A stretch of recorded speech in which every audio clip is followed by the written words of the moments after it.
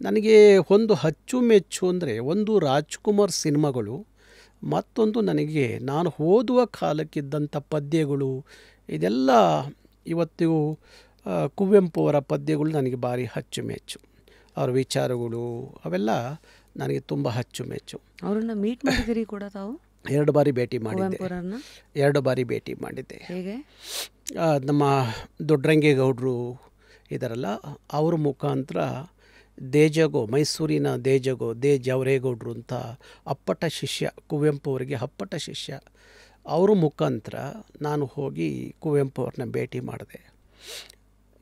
ಮೊದಲನೇ ಸಲ ತುಂಬ ಚೆನ್ನಾಗಿ ಅವ್ರ ಜೊತೆಯಲ್ಲಿ ಕೂತ್ಕೊಂಡು ಮಾತಾಡಿದೆ. ನನಗೆ ಭಾರಿ ಅವರ ಒಂದು ಬಾರಿ ಅವರಿಗೆ ಪಾದ ಮುಟ್ಬಿಟ್ಟು ನಮಸ್ಕಾರ ಮಾಡಬೇಕು ಅನ್ನೋದಿತ್ತು. ಆಯಿತು. 2ನೇ ಸಲ ತುಂಬ ಚೆನ್ನಾಗಿ ಮಾತಾಡಿದ್ರು. ನನ್ನ ಪರಿಚಯ ಆಯಿತು.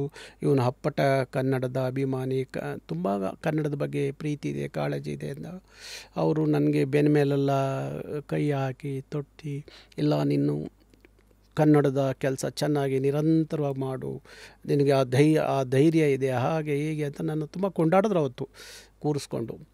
ಅದಾದಮೇಲೆ 2ನೇ ಸಲ ಭೇಟಿ ಮಾಡೋಕ್ಕೆ ಅಂತ ಹೋದಾಗ ಅವರು ತೀರ್ಕೊಂಡಿದ್ರು. ಇದಕ್ಕೋಸ್ಕರ ನಾನು ನೀವು ಹೋದಾಗ ಮೊದಲೇ ಭೇಟಿ ಮಾಡಿದಾಗ ನನ್ನ ಜೊತೆಯಲ್ಲಿ ಮಾತಾಡಿದ್ರು, ಚೆನ್ನಾಗಿದ್ದರು. ನಾನು 2ನೇ ಸಲ ಭೇಟಿ ಮಾಡುವಂಥ ಸಂದರ್ಭಕ್ಕೆ ಅವತ್ತು ಭೇಟಿ ಮಾಡಲಿಕ್ಕೆ ಅಂತ ಹೋದಾಗ ಗೊತ್ತಾಯಿತು ಮೈಸೂರಿಗೆ ಅವ್ರು ತೀರ್ಕೊಂಡಿದ್ದಾರೆ ಅಂತ.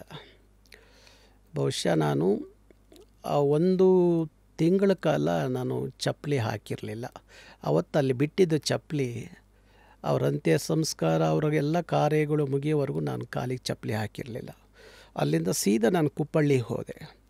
ಅವರ ಅಂತ್ಯ ಸಂಸ್ಕಾರದ ಜಾಗದಲ್ಲಿ ಸುಮಾರು ಓಡಾಡ್ಕೊಂಡು ಅಲ್ಲೆಲ್ಲ 1 ವಾರಗಳ ಕಾಲ ಕಾಲಲ್ಲಿ 1 ತಿಂಗಳು ಆದ ನಂತರ ನಾನು ಮತ್ತೆ ಚಪ್ಪಲಿ ನನ್ನ ಕಾಲಿಗೆ ಹಾಕಿದ್ದು. ಯಾಕೆ?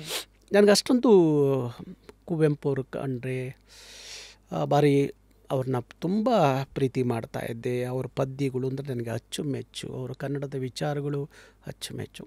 ಹಾಗಾಗಿ ಬಹುಶಃ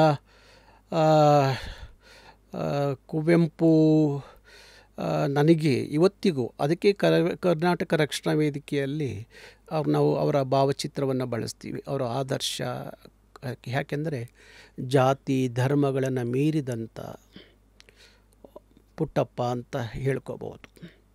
ಸಿಲುಕದಿರಿ ಮತವೆಂಬ ಮೋಹದ ಜ್ಞಾನಕ್ಕೆ, ಮತಿಯಿಂದ ದುಡೀರೈ ಲೋಕಹಿತಕ್ಕೆ, ಆ ಮತದ ಈ ಮತದ ಹಳೆ ಮತದ ಹೊಸ ಮತದ ಸಹವಾಸ ಸಾಕಿನ್ನು ಸೇರಿರೈ ಮನುಜ ಮತಕ್ಕೆ, ಓ ಬನ್ನಿ ಸೋದರರೇ ವಿಶ್ವಪಥಕ್ಕೆ ಅಂತ.